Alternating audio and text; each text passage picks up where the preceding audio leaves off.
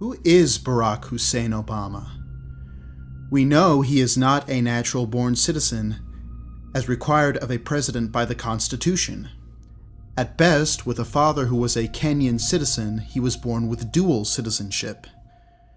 We know his grammar school records while in Indonesia state he became an Indonesian citizen with the adopted name of Barry Satoro.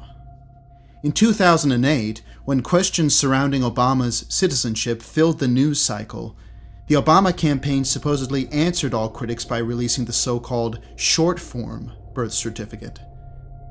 It proved nothing, being nothing but a computer printout, not listing any pertinent information such as the doctor's name, nationality of parents, etc.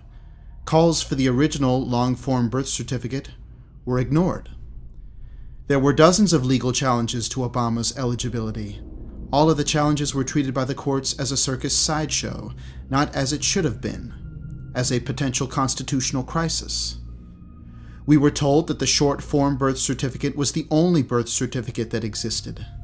Later, we were told that the long-form birth certificate existed, but that it was virtually impossible for the Hawaii State Department of Health to release it. This we knew to be a lie. After Obama refused to release his original birth certificate, calls for other records to substantiate not only his citizenship, but the supposed narrative of his life were called for. The American people tried in vain to find out about the lost years of Obama's existence. His college records were sealed. His records while an attorney were sealed.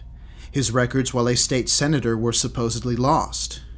We did find out that Obama, as a state senator, developed an extremely close relationship with the DSA, the Democratic Socialists of America, that lasted for years, if not decades.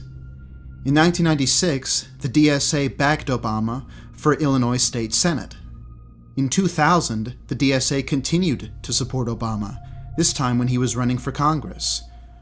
Obama had been a dues-paying member of the DSA's political party, the openly Marxist New Party.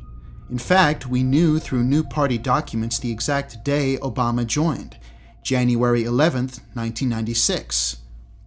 The New Party News, a publication of the New Party in 1996, had identified Obama as a New Party member, along with Danny Davis, who at the time was a card-carrying member of the CPUSA, the U.S. branch of the Communist Party.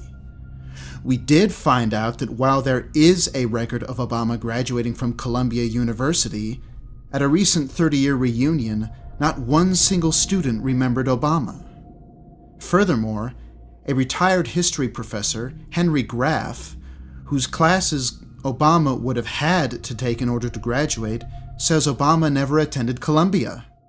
On April 27, 2011, a full 3 years after calls for the long-form birth certificate began, Obama finally released not a certified copy of the birth certificate, but an electronic PDF file. Within hours, the PDF of the birth certificate was found to have an endless amount of anomalies.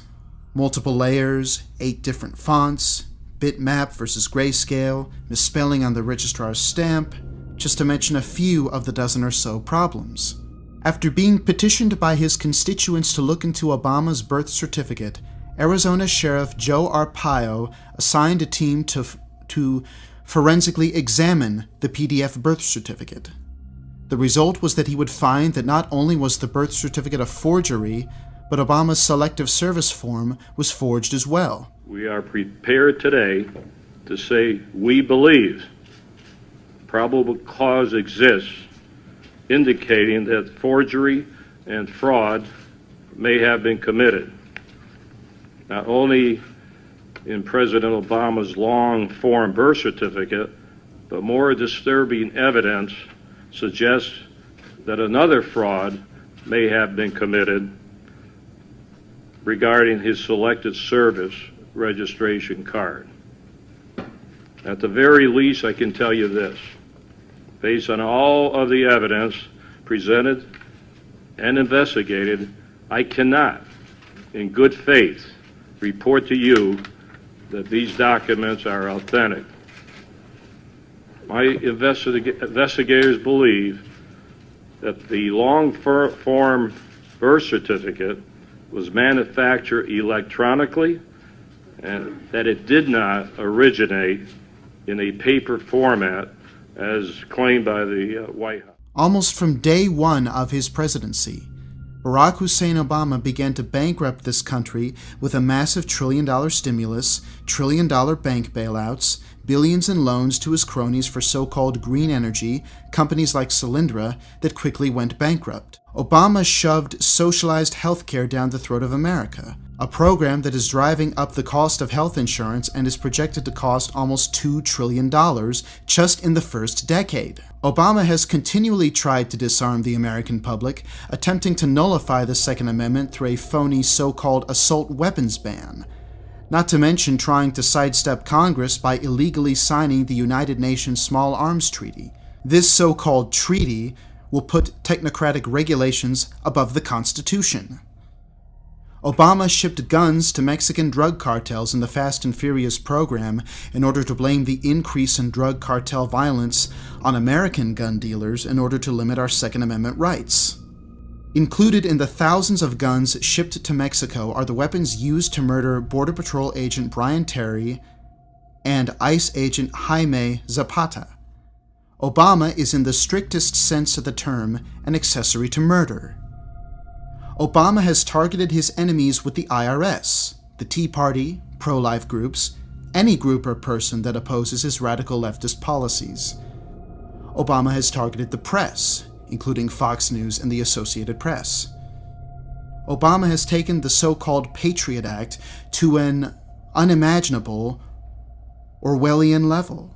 The NSA, under a program we now know called PRISM, is spying on every single American, ingesting literally everything that is communicated electronically.